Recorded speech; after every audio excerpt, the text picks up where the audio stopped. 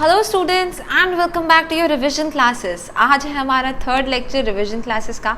सबसे पहले लेक्चर में हमने पढ़ा था मोल कंसेप्ट के बारे में और सेकंड लेक्चर में हमने पढ़ा था फोटो इलेक्ट्रिक इफेक्ट के बारे में। तो आज है हमारा थर्ड लेक्चर और आज हम पढ़ेंगे हेजनबर्ग अनसर्टेनिटी प्रिंसिपल के बारे में। तो देखिए, जैसे हम लोग कभी क्रिकेट मैच देख रहे हैं, क्रिकेट मैच देखते हैं, बॉल जैसे ही बॉलर के हाथ से छूटती है और हमको बैट्समैन के पास जाती दिखती है, बैट्समैन के पास पहुंचती है, हमको उसकी एक्यूरेट वेलोसिटी हमारे पास टीवी पे लिखी आ जाती है, पोजीशन भी, ठीक है। वैसे ही हमारे पास इतने सारे मीटियोर हैं हमारे यूनिवर्स में। जब भी कोई मीटियोर अर्थ के पास आ रहा होता है या अर्थ के साइड से गुजर रहा होता है तो हमारे साइंटिस्ट उसकी एक्यूरेट वेलोसिटी, एक्यूरेट मोमेंटम या फिर एक्यूरेट पोजीशन, दोनों चीज़ें हमको देखकर बता देते हैं, ठीक है। तो हेजनबर्ग ने हमें क्या बोला कि अगर हमारे पास कोई मूविंग माइक्रोस्कोपिक पार्टिकल है, लाइक इलेक्ट्रॉन या डस्ट पार्टिकल या कुछ भी माइक्रोस्कोपिक पार्टिकल है मूविंग, तो हम उसकी एक्यूरेट मोमेंटम और उसकी एक्यूरेट पोजीशन साथ के साथ नहीं बता सकते। हाँ, हम एवरेज निकाल के बता सकते हैं, अप्रॉक्सीमेट बता सकते हैं, लेकिन उसकी एब्सोल्यूट वैल्यू साथ के साथ साइमल्टेनियसली हम नहीं बता सकते। किन दो चीज़ों की? Momentum and position. तो ये हमको हेजनबर्ग ने बताया था और यही हमारा हेजनबर्ग का प्रिंसिपल बनता है, that it is impossible in case of moving microscopic particle to calculate both its position and momentum simultaneously with absolute accuracy। तो आई होप आपको इसका प्रिंसिपल समझ आया होगा कि हम साथ के साथ एक मूविंग माइक्रोस्कोपिक पार्टिकल का मोमेंटम या फिर उसकी पोजीशन, दोनों चीज़ें साइमल्टेनियसली एक्यूरेटली नहीं बता सकते हैं। तो चलिए देखते हैं अब आगे। सपोज हमारे पास एक क्वेश्चन आता है, ठीक है, हमारे पास एक क्वेश्चन आता है, लिखिए क्वेश्चन 1। तो क्वेश्चन में क्या पूछा जाता है, that why can we not calculate absolute या फिर हम accurate position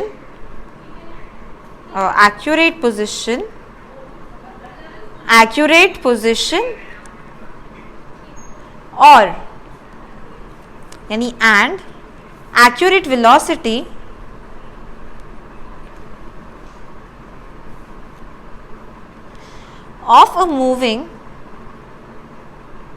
of a moving microscopic particle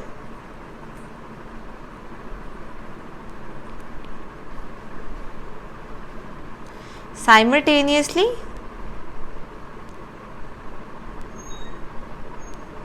accurately। तो देखो, हमको हेजनबर्ग का प्रिंसिपल तो पता चल गया, लेकिन ऐसा क्यों होता है? हम एक इलेक्ट्रॉन है, जैसे इलेक्ट्रॉन का हम एक्यूरेट पोजीशन और वेलोसिटी क्यों नहीं पता कर सकते साइमल्टेनियसली? इसके पीछे कुछ रीज़न तो होना चाहिए। तो देखिए, जैसे सपोज मेरे पास यहाँ पर एक एटम है,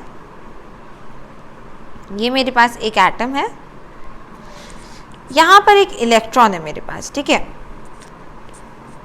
अब देखो, हमको किसी भी चीज़ की अगर पोजीशन और वेलोसिटी कैलकुलेट करना है तो हमको वो विजिबल तो होना चाहिए ना, लेकिन हम जानते हैं इलेक्ट्रॉन इतना छोटा होता है कि हम उसको अपनी आई से नहीं देख सकते हैं। तो हम क्या करते हैं, हम यहाँ से एक लाइट रेडिएशन भेजते हैं। सपोज मैंने यहाँ से ये लाइट रेडिएशन भेजी, हमने लाइट रेडिएशन भेजी और वो यहाँ से स्ट्राइक होकर हमारे इंस्ट्रूमेंट पर या फिर हमको नज़र आई, ठीक है। यहाँ से वो स्ट्राइक होकर हमारे इंस्ट्रूमेंट पे आई, जहाँ से हमको उसकी पोजीशन पता चलेगी और वेलोसिटी पता चलेगी, जहाँ से हम कैलकुलेट कर सकेंगे। लेकिन हम जानते हैं हमारे इलेक्ट्रॉन का मास बहुत ज़्यादा कम होता है। कितना? 9.11 इंटू 10⁻⁻31 किलोग्राम्स। आप देख रहे हो, -31 किलोग्राम्स आ रहे हैं, ठीक है।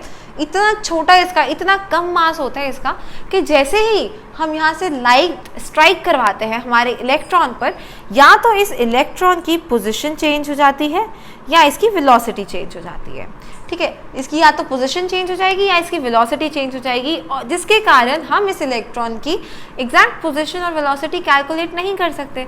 क्योंकि अगर हम चाहेंगे भी तो भी लाइट का जो वेट होगा, लाइट रेडिएशन जो होगी, वो भी हमारे इलेक्ट्रॉन के वेट से ज़्यादा भारी होगी, जिसकी वजह से उसको आगे या तो उसकी पोजीशन चेंज हो जाएगी या उसका वेलोसिटी चेंज हो जाएगी। अब जैसे हम बात करते हैं, जैसे सपोज कि हमारे पास पतला बच्चा जिसका वेट 40 केजीज है, ठीक है, वहाँ से एक 100 किलोग्राम के आदमी आया, 100 केजीज का एक आदमी आया, उसने उसको धक्का मारा। तो अब बताओ वो खड़ा हुआ है अगर वो 40 kg का बच्चा, तो उसकी पोजीशन भी चेंज हो जाएगी, और अगर वो चल रहा होगा तो उसकी वेलोसिटी भी डेफिनेटली चेंज होगी, है ना। तो यही होता है हमारा case in case of electron, जब हम उसको एक लाइट रेडिएशन से स्ट्राइक करवाते हैं। ठीक है, तो आई होप आपको इसका आंसर क्लियर होगा और आप इसको लिख सकते हैं। तो चलिए इसका आंसर लिखते हैं। Due to very less mass of electron when striked by the light radiation,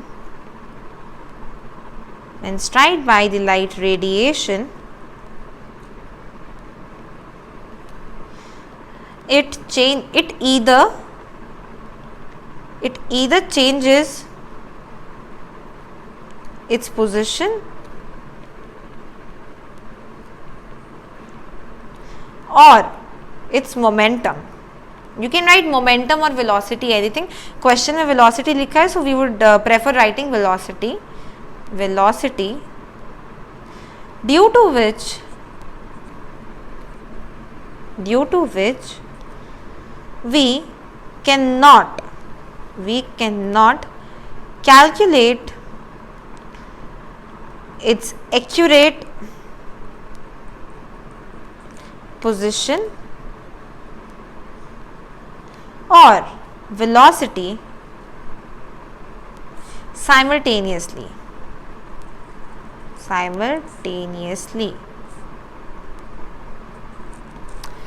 तो आई होप आपको ये क्वेश्चन क्लियर होगा। चलिए आगे चलते हैं। तो अब हमको इसके साथ में ही हमको हेजनबर्ग ने दिया कि delta x dot into delta p is greater than equal to h upon 4 ये हमको दिया हेजनबर्ग ने, that delta x into delta p is greater than equals to h upon 4 ठीक है।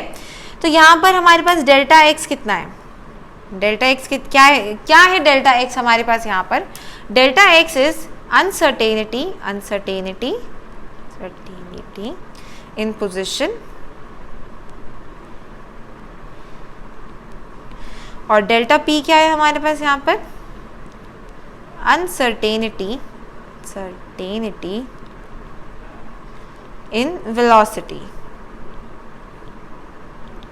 यहाँ पर हमको हेजनबर्ग ने ये दिया था delta x into delta p is greater than equals to h upon 4 ठीक है। तो यहाँ से हम हेजनबर्ग अनसर्टेनिटी प्रिंसिपल का एक और डेफिनेशन निकाल सकते हैं। क्या होगी वो definition, that the product of uncertainty in position and uncertainty in momentum is always greater than equals to h upon 4 बन जाएगी ये डेफिनेशन। तो लिखिए ये भी, the product of uncertainty in position as well as the uncertainty in position and uncertainty in momentum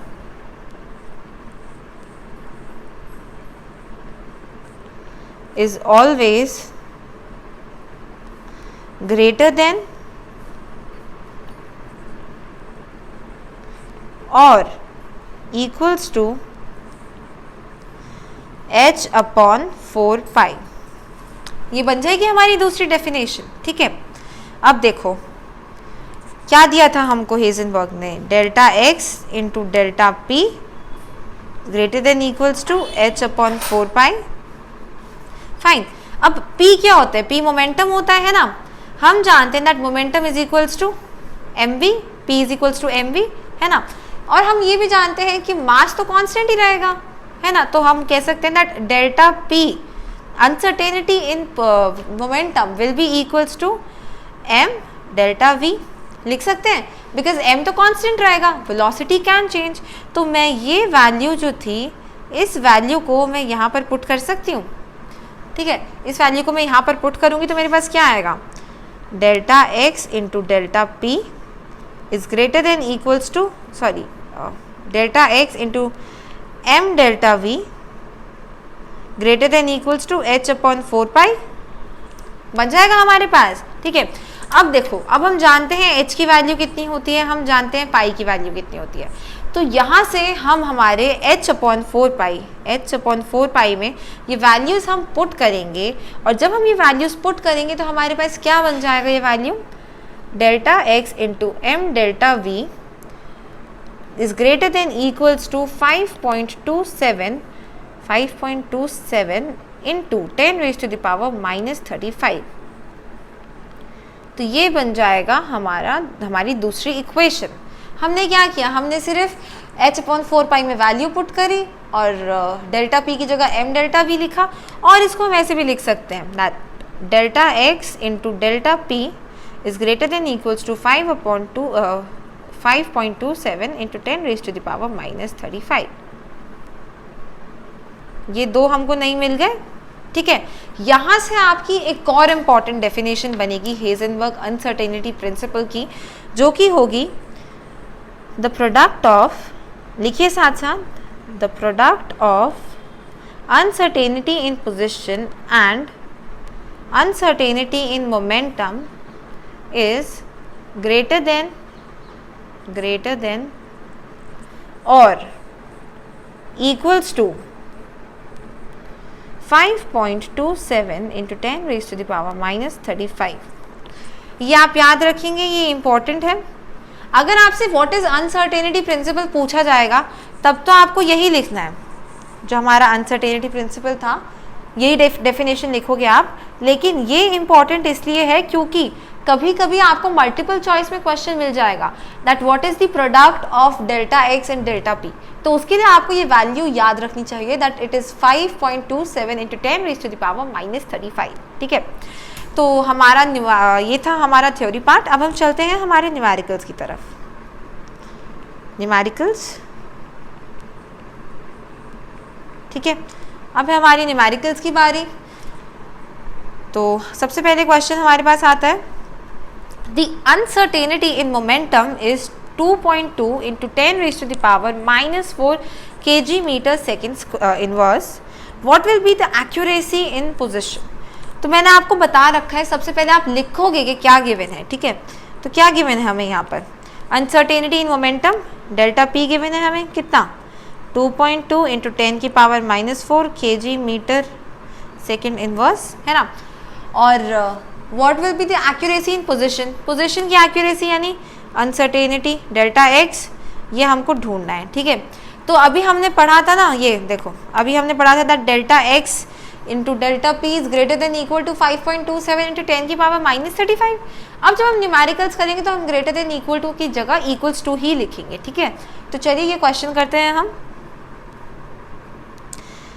delta x into delta p is equals to 5.27 into 10 raise to the power -35। Delta x हमें ढूंढना ही है, delta P की value हमारे पास 2.2 into 10 की power -4 is equals to 5 into 27 into 10 raise to the power -35। Delta X यहाँ से हमारे पास आ जाएगा, हमारे पास delta X will be equals to 2.39 into 10 raise to the power -31 meters. तो ये आ जाएगा हमारा डेल्टा एक्स की वैल्यू।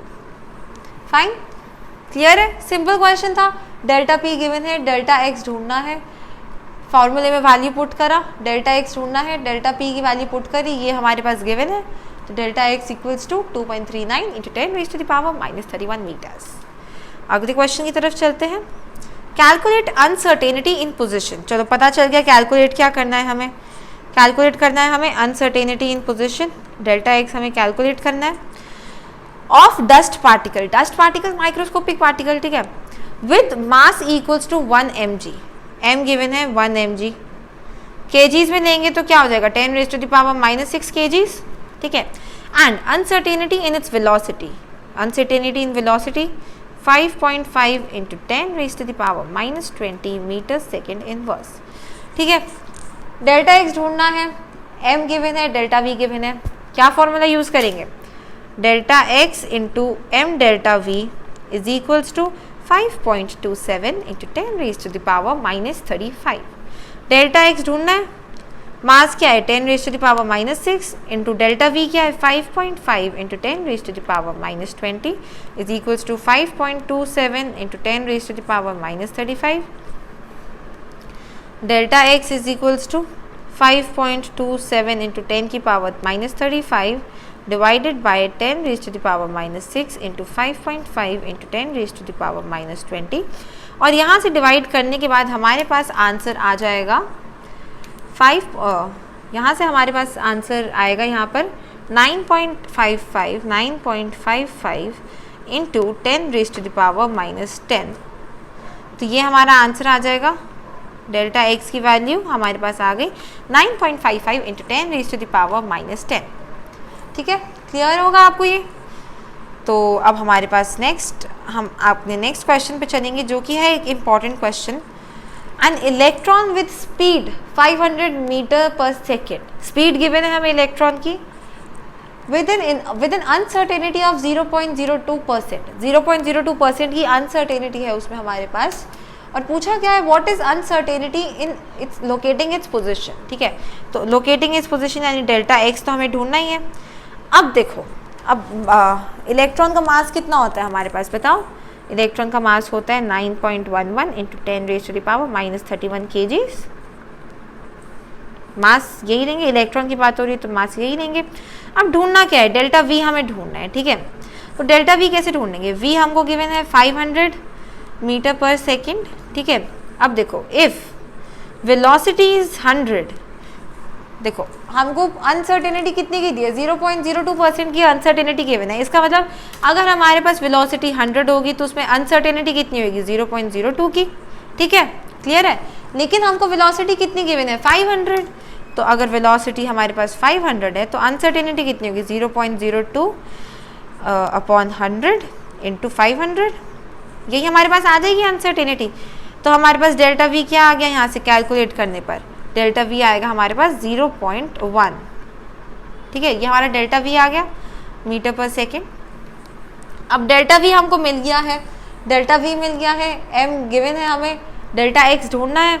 तो again delta x into M delta we is equals to 5.27 into 10 raise to the power -35, और यहाँ से वैल्यू पुट करेंगे delta x into 9.11 into 10 raise to the power -31 into delta V 0.1 is equals to 5.27 into 10 raise to the power -35, और यहाँ से जब हम calculate करेंगे delta x equals 5.27 into 10 raise to the power -35 divided bye 9.11 into 10 की power -31 into 0.1, तो यहाँ से हमारे पास डेल्टा एक्स की वैल्यू आ जाएगी 5.77 into 10 raise to the power -4। ये एक और आपका इंपॉर्टेंट क्वेश्चन था, इंपॉर्टेंट मार्क कर रखा है मैंने। आई होप आपको ये क्वेश्चन क्लियर होगा। यहाँ पर कुछ नहीं था, देखो हमको डेल्टा एक्स ढूंढना था, इलेक्ट्रॉन गिवन है, मास ऑफ इलेक्ट्रॉन हमें पता है, वेलोसिटी गिवन थी 500 मीटर पर सेकेंड।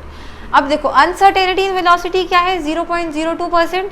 इसका मतलब परसेंटेज का क्या मतलब होता है, अगर हमारे पास वेलोसिटी 100 है तो अनसर्टेनिटी है 0.02, वेलोसिटी 500 गिवन है, तो मतलब अगर हमारे पास वेलोसिटी 500 होगी तो अनसर्टेनिटी कितनी होगी 0.02 डिवाइडेड बाय 100 इंटू 500। जहाँ से सॉल्व करने पर सिंपल मैथमेटिक्स लगाएंगे, सॉल्व करेंगे और हमारे पास आंसर आएगा delta we is equals to 0.1। ठीक है, ये हमारे पास डेल्टा वी आ गया, डेल्टा वी मिल गया, एम पता है, डेल्टा एक्स ढूंढना है। नॉर्मल फॉर्मूले में हमने अपना पुट करी वैल्यूज और हमारे पास डेल्टा एक्स का आंसर आ गया 5.77 into 10 raise to the power -4।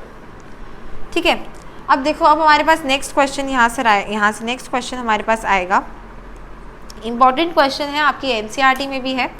Y electron can not exist in nucleus, आपने कर भी रखा होगा ये question, that why electron can not exist in nucleus. ठीक है, तो हम लेते हैं दैट लेट अगर इलेक्ट्रॉन न्यूक्लियस में होता तो क्या होता। ठीक है, तो देखो डायामीटर ऑफ न्यूक्लियस कितना होता है, डायामीटर ऑफ न्यूक्लियस हमारे पास होता है 10 की पावर -15 मीटर्स। ठीक है, तो डेल्टा एक्स भी हम क्या लेंगे 10 की पावर 15 मीटर्स। क्यों? क्योंकि अगर न्यूक्लियस में इलेक्ट्रॉन होगा तो कहीं भी मिल सकता है, तो अनसर्टेनिटी हमको इलेक्ट्रॉन के मिलने की न्यूक्लियस में उतनी होगी जितना size of diameter of nucleus है, तो वो हमारे पास आ गया 10 की पावर -15 मीटर्स। फाइन। अब देखो मास ऑफ इलेक्ट्रॉन हमें पता है कितना होता है 9.11 इंटू 10 की पावर -31 kgs। ठीक है, मास पता है, डेल्टा एक्स पता है, वेलोसिटी निकाल लेंगे, that delta x into M delta we is equals to 5.27 into 10 की पावर -35। डेल्टा एक्स की जगह 10 raise to the power -15, 9.11 into 10 की power -31 into delta we is equals to 5.27 into 10 की पावर -35। यहाँ से डेल्टा वी हमारे पास कैलकुलेट करने पे आ जाएगा 5.77 into 10 raise to the power 10 metre पर सेकेंड। अब देखो हम जानते हैं कि हमारा स्पीड ऑफ लाइट कितनी होती है 3 इंटू 10 की पावर 8 मीटर पर सेकेंड, और यहाँ पर वेलोसिटी हमारे पास आ रही है 5.77 इंटू 10 की पावर 10 मीटर पर सेकेंड। स्पीड की लाइट से भी ज़्यादा आ रही है, जो कि हमारे पास इतनी मैच करना, हम इतनी वेलोसिटी को नहीं ले सकते हैं, इतना इम्पॉसिबल है। तो ये रीज़न होता है कि हमारा इलेक्ट्रॉन न्यूक्लियस में एग्जिस्ट नहीं कर सकता। ठीक है, why? Because it has velocity even more than speed of light. तो आई होप आपको सारे क्वेश्चंस क्लियर होंगे, हमारा आज का टॉपिक भी समझ आया होगा। तो मिलते हैं अगले लेक्चर में, तब तक के लिए good bye and thank you for watching the video.